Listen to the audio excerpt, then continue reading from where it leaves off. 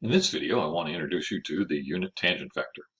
We have seen already that if you have a vector function r of t, then the derivative is another vector function that happens to be tangent to the curve, which is described by the vector function.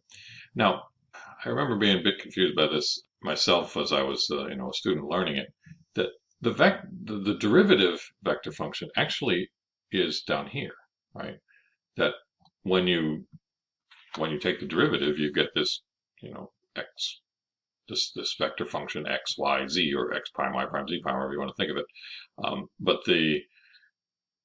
it's based at the origin. It's like, well, how can that be a tangent vector if it's down here? Well, if you pick it up and put it so that the starting point of that vector is at the end point of the original vector function, then it will be tangent to the curve that's being described by that original vector function, right? But you're not describing this point out here. You're describing this point down there with the derivative that when you then add it on, gets you out there. Now, as t changes and as you essentially move along the curve, the tangent vector will, of course, change to be tangent always, but it also may change length. That is when r is over here, r prime will be tangent here, but it might be longer, it might be shorter, depending on how fast you're moving. Right? As we'll see, the derivative vector, you can also think of it as the velocity vector. So it's going to be useful to us to have a tangent vector that doesn't change length.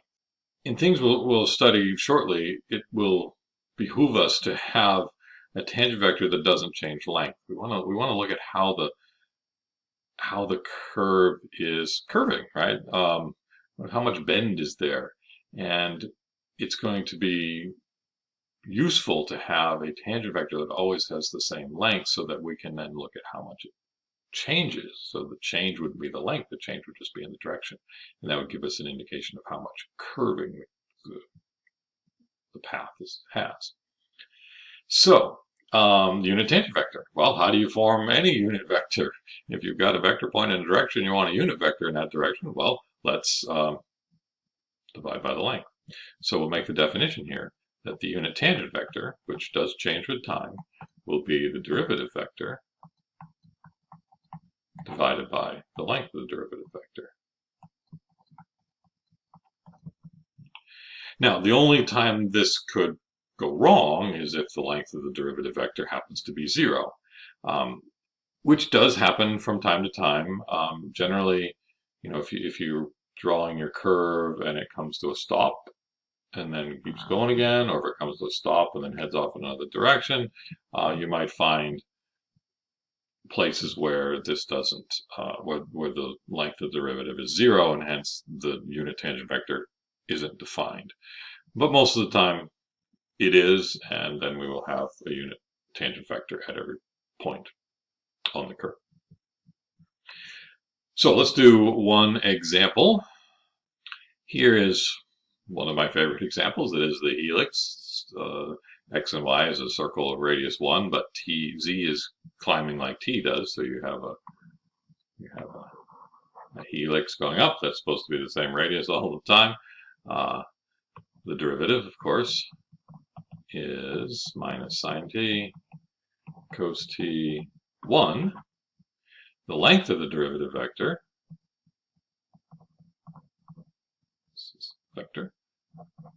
is the square root of the squared plus that squared. So sine squared t, the minus sign, right? Because it's minus sign, and minus sign multiplied together becomes plus sine squared t, cos squared t plus 1 squared.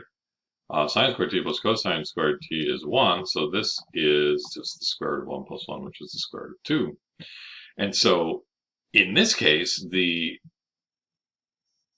derivative vector isn't changing length, it's always radical 2, but we want it to be length 1. So I'm just going to say that the unit tangent vector here is, take this derivative and divide it by radical 2. So I've got minus the sine t over radical 2 cosine t over radical 2, 1 over radical 2. And now that vector will always have length 1. Let's do another example. Here's an example that it's all polynomial. X is t, y is t squared, z is t cubed.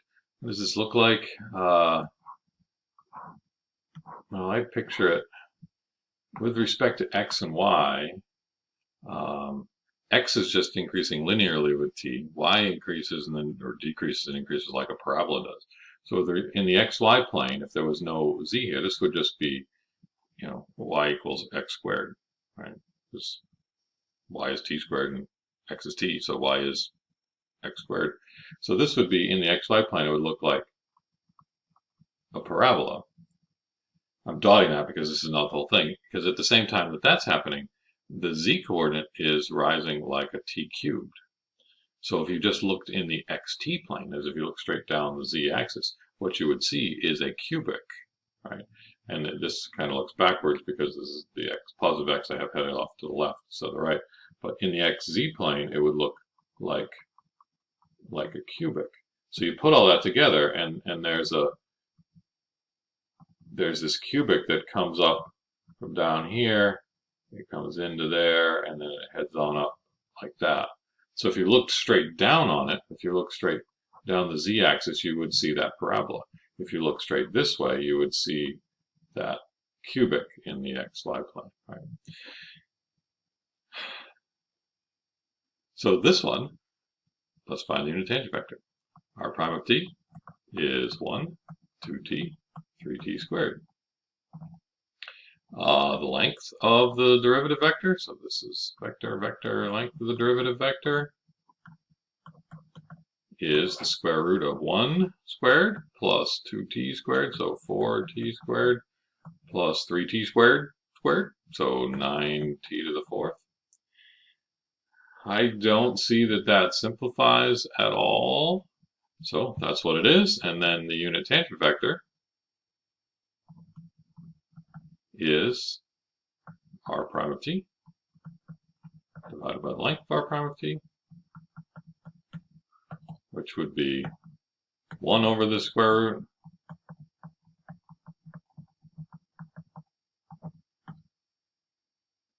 not 1, the first one is t. No, r prime, 1, right? And then 2t over that square root.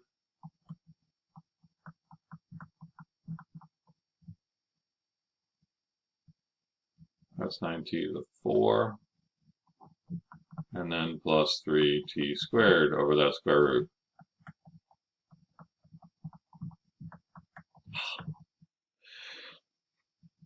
In contrast to the previous one, where the vector function had a derivative that was always the same length, and the unit tangent vector came out to be reasonably easy to write down, here the derivative vector is not always the same length. It's changing. Every value of t gives you a different length for this tangent vector. They're long, very long tangent vectors, on this end and this end, and very short tangent vectors in here. The shortest one is when t is equal to 0 and you get the square root of 1. So at 0 you have it actually only is a unit vector at that point. In fact, it's 1. You can see when t is 0, this is 0, that's 0, and this is 1 divided by 1. So when t is 0, you've got the derivative vector and the unit tangent vector are the same thing. They're both like 1 right there. But out anywhere else, the tangent vector is long, but the unit tangent vector has just length 1. Okay. This is usually the case, that these unit tangent vectors, the formulas for them are kind of crazy because the length of the vector, the length of r prime doesn't simplify nicely, and so you've got these crazy square root denominators. But that's just the way it is. So anyway, there's an introduction to the unit tangent vector.